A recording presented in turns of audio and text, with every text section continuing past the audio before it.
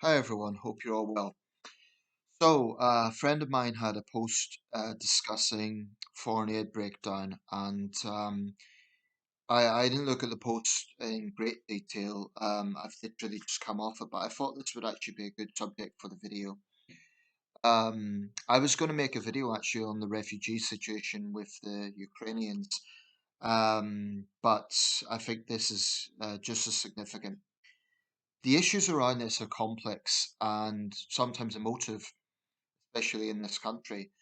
Um, so I want to, as best as possible, lay out my views on this. A few disclaimers. I'm obviously not an economist, but like a lot of people, I have views on this, and I feel that this ties in directly to values as a country and to our position in the world. I don't think you could divorce the two.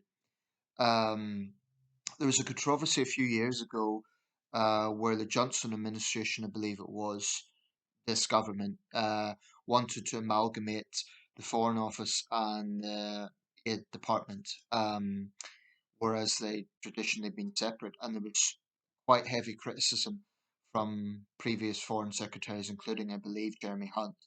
Um, but don't quote me on that. I may not be getting that right, but I believe it was Jeremy Hunt and others criticised that amalgamation of two of the Foreign Office and the Aid Department. I am not entirely against that because I can see some merit in it.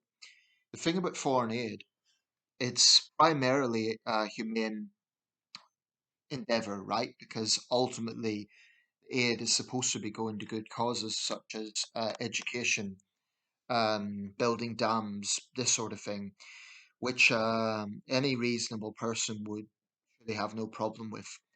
I've always believed in the principle of foreign aid, broadly speaking. That is to say, a country with a large economy, a powerful country like the UK, I think we have a moral responsibility to help the world's poorest people. That's a basic belief I have. I don't think we should say, oh, it's their problem, let them get on with it. Um, so I do, as a basic principle, believe that we have a moral responsibility to help the world's poorest people, particularly as we did have the largest empire in the world.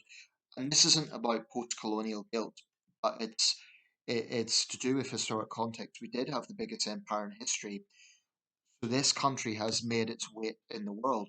Therefore, I think we have a responsibility to project something positive in the world today. You know, we helped to build the modern world in many ways. Uh, the influence of the British Empire cannot be underestimated.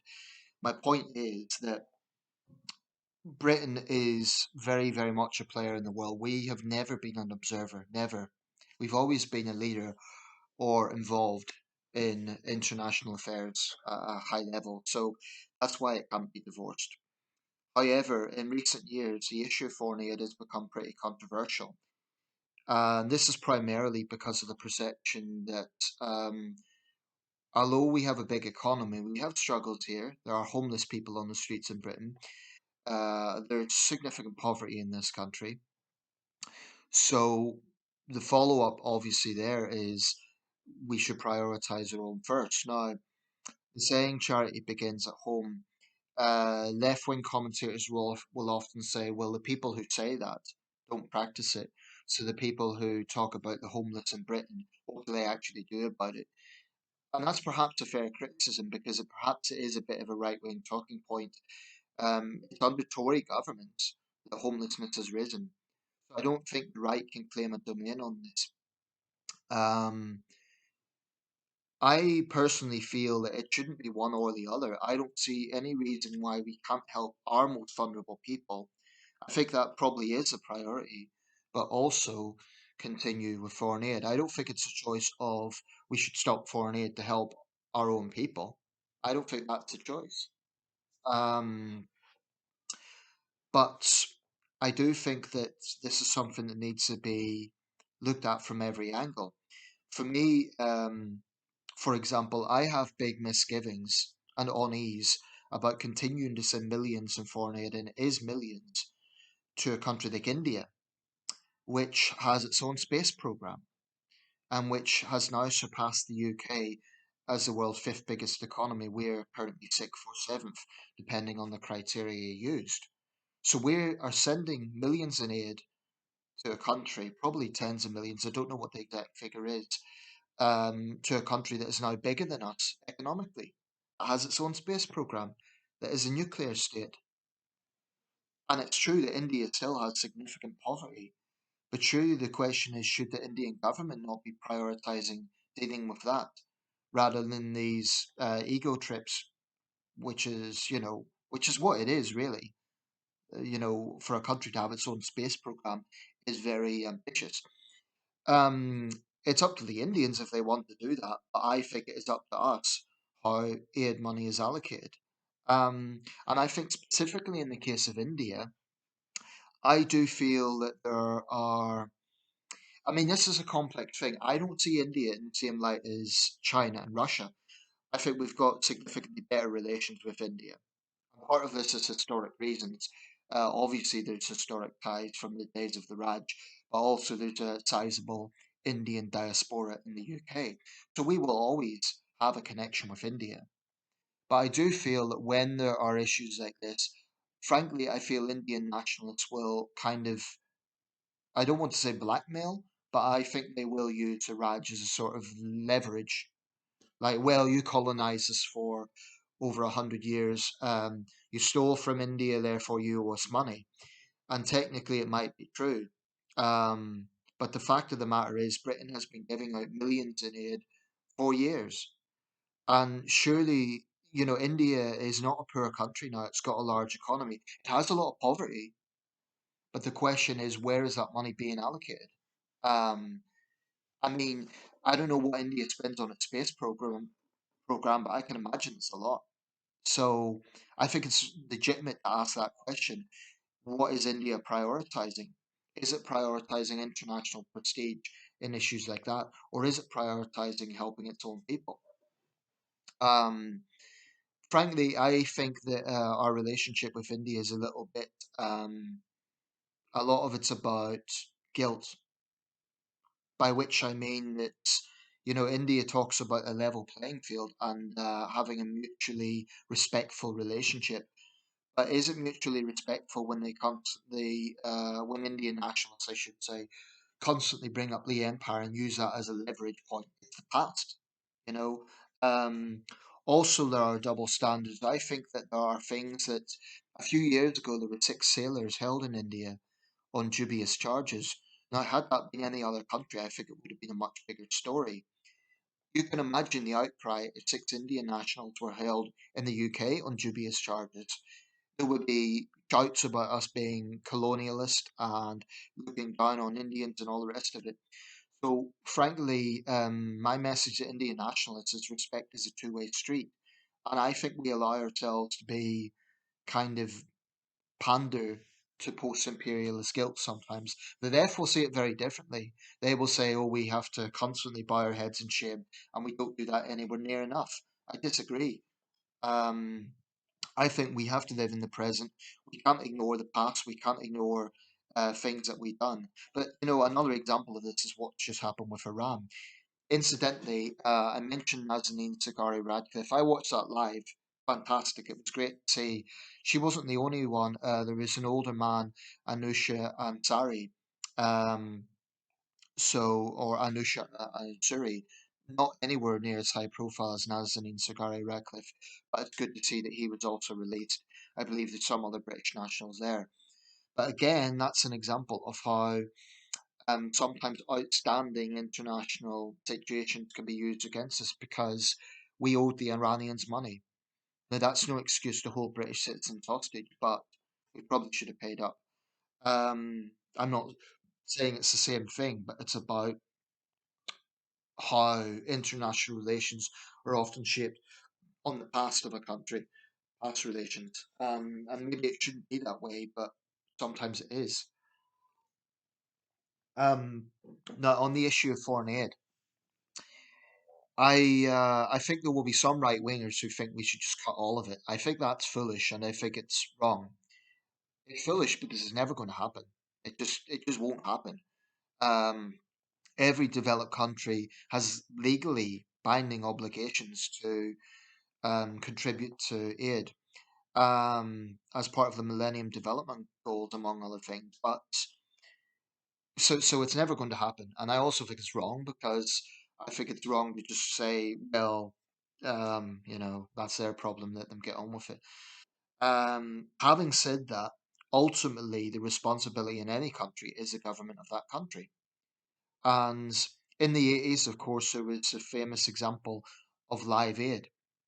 And the perception was that whilst Ethiopia was going through this devastating famine and millions was raised for Live Aid, it was later speculated that that money ended up in the dictatorship of Mengistu in Ethiopia. Bob Geldof and Midge and other organisers denied this. I think there's still some question marks around that. Um, so where foreign aid is allocated is an extremely important issue. I think British taxpayers and British people are generous people. You know, if they know that money is going to girls' education or building water pumps and sort of thing, that's obviously well spent. But if it's getting lost in the bureaucracy of a country, that raises questions. I also think that it isn't just a humane thing. I think that's probably the primary thing. But I also think it should be dependent on our relations with that country. We still send millions to China. Now, that's definitely raises question marks. We send millions to Pakistan. Millions of Pakistanis, frankly, hate us. Um, that's not a generalization because I know there's Pakistanis who don't. I've always made this point about Pakistan. The truth of the matter is a deeply conservative Islamic country. With all due respect to metropolitan reformists in Karachi and Lahore, they don't represent the population, unfortunately. You know, I wish they did, but they don't. Um, I mean, the way Pakistan treats minorities and the hypersensitivity around Islam. I remember the obnoxious situation when Imran Khan was basically trying, along with other leaders in Islamic countries, was trying to impose blasphemy laws at UN level, basically interfering in our societies, telling us that we should have blasphemy laws. I think that should have been enough to withhold aid and say, no, you're not telling us what to do in our own society. You know, you can trample minority rights in Pakistan, but you're not going to do that in Britain. Um, so what are we scared of? I think we need to be a little bit more robust in this. And countries that don't respect us, I think we need to seriously threaten to withhold aid. Um, and yeah, they could use arguments about colonial guilt and all the rest of it. Let them, frankly. Um, I'm not saying we should be cavalier about this, but we do have a right to know where our money is going as a nation state. So it's about values, it's about humanity, it's about lots of things. I will say, though, we sometimes are a bit I think Britain sometimes can be a little bit out of touch. For example, on this Ukrainian refugee situation, other European countries have been holding out their arms. Poland, Slovakia, Romania, they've been incredibly generous. Hungary as well. Um, Britain, what happens? Refugees get to Calais and they're met with bureaucracy. There was a cartoon in the Times, and it showed all the European leaders lined up, and they were holding welcome signs, and it shows Priti Patel with this long list of criteria. Frankly, we've come across as a little bit cold and callous. There's been some disgraceful situations. The British man, I forget the precise circumstances, but he was turned away because he didn't have quite the right paperwork for his Ukrainian wife, or I forget the precise circumstances. But this sort of thing is just callous, and it's stupid because it damages our international reputation. I think in times of humanitarian crisis, and bear in mind, this war is still less than a month old. It's a new situation. It's not like something that's been going on for years. This particular war. Um, so this computer says no attitude sometimes comes from the Home Office is callous. I have a big problem with it. Um, and I think Patel needs to sort it out. Because this global Britain narrative that Brexit was supposed to be all about. This is a perfect opportunity to show our generosity and our humanity. The thing is, as a state, Britain is very generous. I mean, British people, it has to be said, have apparently donated more as people, as individuals, than any other country to the Ukraine appeals. So there's been enormous generosity there. The barometer of that, I think, it's Just Giving or one of those other sites. Um, so I would say to anyone in the world, British people are generous. British people give a lot of money to charities overseas whenever there's some disaster in the world, whether it be an earthquake or a typhoon. British people are generous. We donate lots of money. The British government has a generous aid program as well. I think in those sort of circumstances, we have no reason not to help and not to help significantly. But I do think that there's two kind of extremes. On one hand, you have right wingers who want to cut all foreign aid. They're a minority, but there are some of those voices out there. I think it's foolish because it isn't going to happen and it's wrong. But you also get left wingers who are a little bit dewy eyed and naive about this, where they think if you have any questions about foreign aid, then you're heartless, you don't care about poor people. That's not the issue. It's about the governments of those countries. Should we be not asking questions about trust? People don't have an issue about money going to help girls' education or building wells. They do have an issue when money is going to governments that might be misspent. Governments that sometimes are hostile to us. So I do think respect for the UK has to be at least one of the motivating factors. Um, so yes, I do think there are legitimate question marks over how foreign aid is allocated, but I don't agree with those on the hard right that we should just cut it all together. It would be pretty cold and callous to just say, well, it's their problem, let them get on with it. We have always been a leader in this world, and we have to prove that. We can't just boast about it. We have to show that we are a leader.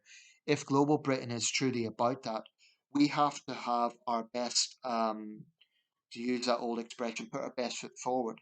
We have to show that we can be a very positive influence in the world, but we also have to be assertive enough to defend our own interests. That's a real balancing act. Um, but I think as a foreign policy, foreign aid can be a good thing, you know, because when you have typhoon victims receiving British aid, it's not just a gesture of goodwill, it's shared humanity. Um, we thankfully are a country that doesn't have that many major natural disasters. But whenever this country has suffered some sort of tragedy, be it a large scale terrorist attack, we've had, condolences pour in from around the world. I think, broadly speaking, the UK is quite a popular country. I'm not going to go over the top, certainly not popular in all quarters, but I think, broadly speaking, we're a respected country. But we need to maintain that. And foreign aid is a very, very important area to do that. It's about balance. I think it can be a powerful tool for foreign diplomacy and humanity. But I also think it's legitimate to ask questions about how that is allocated. And I think it's legitimate to say that countries that don't respect us, we have a right to withhold aid. Um, Now, it might mean that the poorest in those countries are suffering as a result. That is unfortunate. But the problem is, if those countries can't be trusted anyway, then what's to say those people are getting the allocated funds and relief anyway? So there's lots and lots of important questions about this. I do think it is important to ask them. And I do think it's important to ask questions like, if a country has its own nuclear program, why should we continue to give the same amount in aid? Um, that's a valid question.